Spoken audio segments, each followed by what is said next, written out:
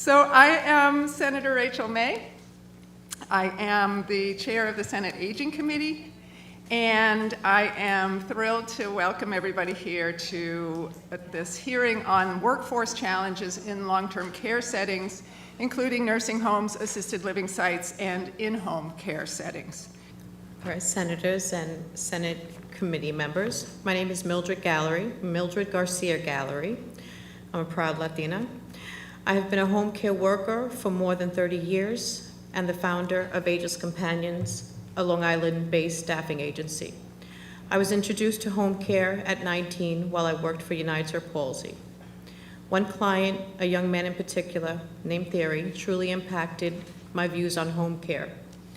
He was wheelchair-bound, and he was in a special program for eating. One day during lunch, he began to choke, and he turned blue. Although I was scared, I jumped into action. I suctioned him, dislodged the piece of food, and thank goodness he began to breathe. We both sighed in relief. I was shaken, but I felt capable and competent, and I hadn't felt that at that age, at that time, and it really gave me direction. It made me want to do better and be better. It changed the direction of where, or the projection of where I was going to go in life, because I was not one of those, my circumstances did not allow me to go to college directly out of high school. So home care actually saved me in a sense. I'd like to continue on. So I continue to provide the best possible care for all of my clients. One of the most memorable clients was Ralph Cipriani, a 95-year-old World War II veteran, and his wife, Christine. Ralph, when I met him, was 98 pounds, but his will to live was as strong as my will to care for him. I learned much about life from Ralph. I learned about patience. I learned about the value of human contact and human interaction and how much that does feed and nurture a person. Together we worked tirelessly. His doctors were impressed with the amount of progress he made in such a short period of time.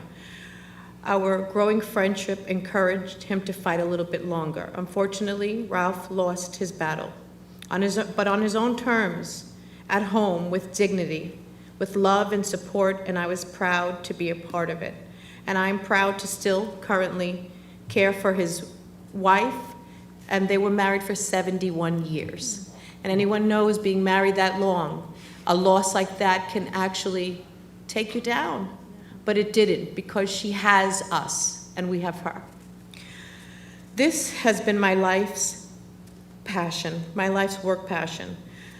But with the low pay, I wonder every day, how can I stay? How can I continue to stay in a profession that does not value me? How can I support my family, my 3 daughters? I'm trying to put them through college.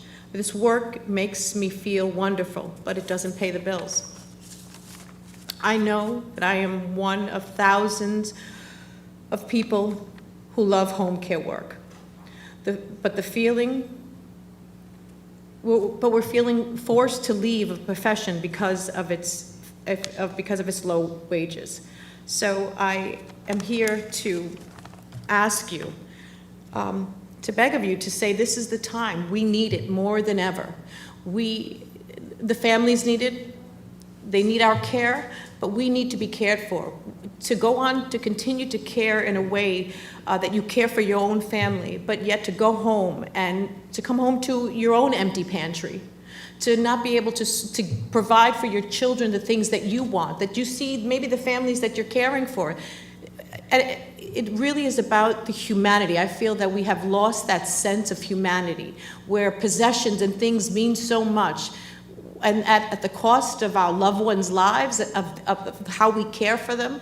We have got to put that first, because without human compassion and us coming together to solve this problem, I don't know what else is going to happen. I don't know who else to ask for. We have exhausted every area. And this is a job that I and many others are so proud to do. And there are all these misconceptions about us. And those are stigmas, and that's not the majority of us, it is the minority. I speak for all of the ones that love to do this, and we don't want to leave. We want to stay and do this work that we've been doing for long, or people that just came into it. We want more people to come and join us, but they're not going to for this pay, when they can go to the food, Holly Lobby or wherever and make more money. So what are we saying? That the value of our loved ones is not that much? Thank you. Thank you. Thank you so much. Thank you, all of you, Fee Horowitz and Jim Hurley.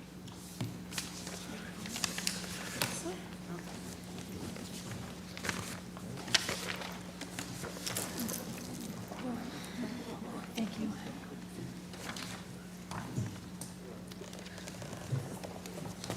How's this gonna go? Let's start with Dana. Thank you very much for the opportunity to sit before you and have this conversation that's been very, very long overdue. My name is Dana Arnone. I am a former home health aide who put herself through Suffolk Community College. I am a registered nurse for more than 30 years. I am a proud owner of Reliance Home Senior Services, which is a small LICSA with about 300 home health care employees, and we are proud members of 1199 Union. And I'm very happy Rhoda's here, and she's on my side. So, my history as a former nurse's aide gives me a unique perspective and understanding, as well as a great empathy for both the patients and the employees. I've devoted my entire career and my life to home health care and its total reform. I'm here in solidarity with the caring majority, and I stand with my employees in support of fair pay for home health caregivers. It is beyond frustrating that we are sitting here debating the concept of human infrastructure. It's unbelievable to me every time I hear that bus drivers may receive $23 to $26 an hour, your fast food workers receiving $15 an hour, and we have to beg for our aides and our workers who care for human lives to make at least a living wage. The pandemic has brought to light many issues that have been swept under the rug for years. The most important being that there's just not enough caregivers for the number of homebound patients. The need is growing exponentially, and it is only going to get worse unless extreme action is taken. It really is the perfect storm. A recent statewide survey of home health care agencies found that about 23 positions were left unfilled due to staff shortages, and as a result, agencies have been unable to accept nearly 30% of new cases. How are we, the agency, supposed to survive? And I just want to add, as I'm sitting listening to the testimony in my office, I'm having a conversation with the director of my office, and from today until this weekend, we are down 50 workers that we have to staff the cases, and we don't have them. So what's going to end up happening is we're going to end up calling our families that we care for, that they're going to have to step in and either take care of their patients, of their loved ones, or go to work or abandon them. So we have this constant we sit there and talk to them every week, and we're begging them to stay with us and ride through the storm together.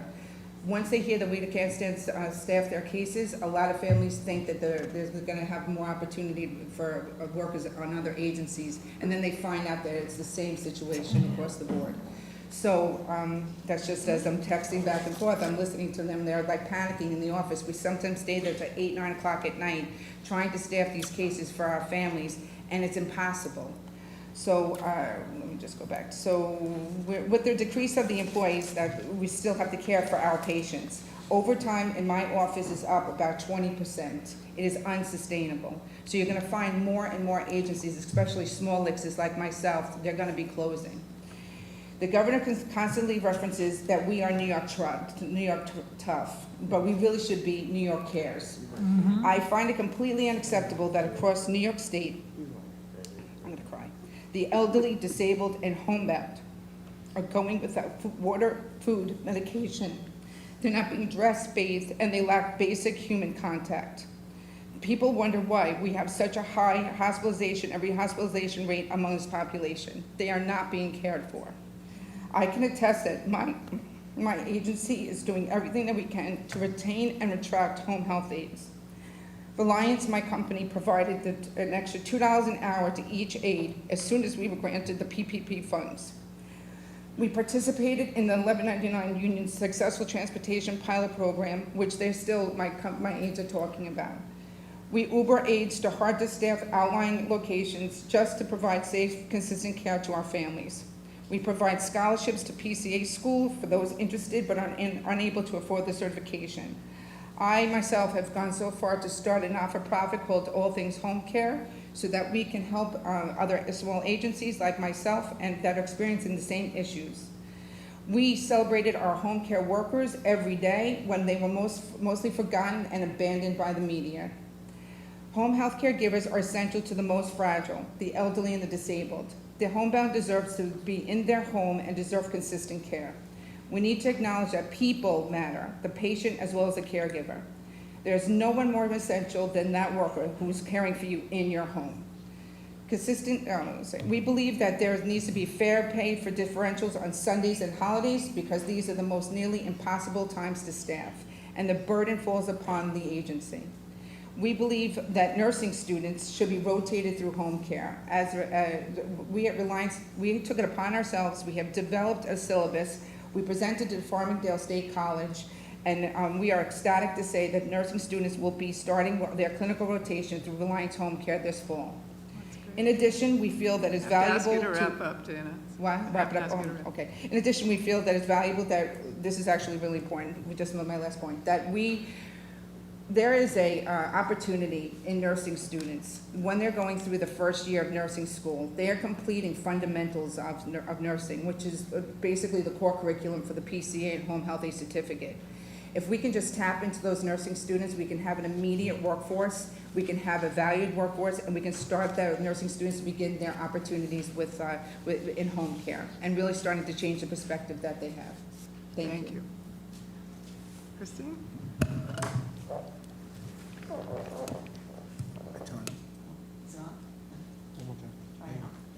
Just touch it very lightly.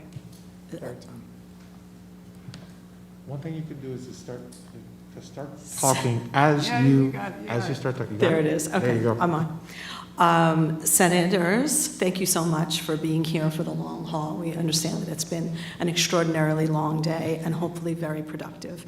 We're grateful to you for working together to hear about this topic and for giving me the opportunity to provide testimony.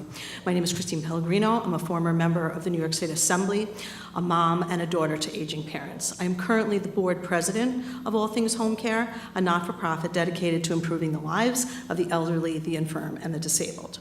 All Things Home Care seeks to work collaboratively and creatively to support and elevate the role of home care workers, to improve their quality of life, and ultimately make a difference in affecting patient outcomes. We believe that everyone should be able to receive the care that they deserve to live a life of dignity, which makes the shortage of home care workers a real crisis for parents, patients, their families, and ultimately for us all. The shortage of caregivers creates a cascading effect on families and communities, detracting from the overall productivity of the local workforce. When cases can't be regularly staffed or caregivers unexpectedly miss their assignments, care, as we've heard often today, for the patient falls to a loved one who must choose between their family member and their job. We cannot ignore the pending workforce shortage any longer, as the crisis is already upon us. Unstaffed cases and missed visits are a direct result of some of the various issues home care workers face, and I'd like to talk about that a little bit. Namely, home care workers face significant barriers that limit their participation in the workforce. It's often said that it is expensive to be poor. Often, home care workers rely on public transportation. Now, if you've ever been to or been forced to commute by public transportation anywhere in the suburbs of New York, particularly on Long Island, you know how woefully insufficient our suburban public transit system is. Furthermore, roughly 25% of Long Island patients live in areas that are deemed hard to staff because they are not accessible to public transportation, thus resulting in a situation where the patients who need essential care in their home have great difficulty receiving it. And so, the intersection of a subpar public transit system and low wages means that workers must choose between spending their personal time on a labor-intensive, hours-long, exhausting commute, the unaffordable cost of rideshare options, or simply not working at all.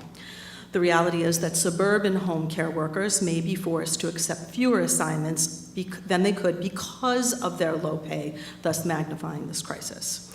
Our organization, All Things Home Care, has launched a private transportation initiative for caregivers who need a ride to work because it gives the caregiver the ability and the incentive to accept work, and importantly, they are able to keep more of that money in their pocket. Therefore, All Things Home Care is calling for the historic investment in initiatives that offer a broad range of support systems for essential workers. We also, as many have, support fair pay for home care legislation because we believe that those who provide essential care should not be relegated to a lifetime of poverty.